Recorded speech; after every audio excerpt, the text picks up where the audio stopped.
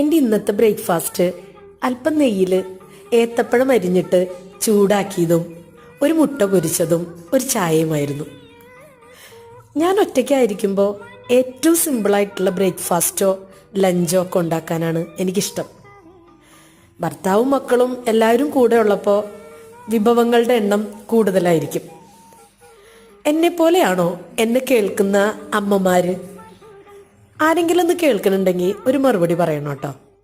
കാരണം മിക്കവാറും ഞാൻ ഒറ്റയ്ക്കായിരിക്കുമ്പോൾ ഏറ്റവും എളുപ്പമുള്ള കാര്യങ്ങളാണ് ചെയ്യുക.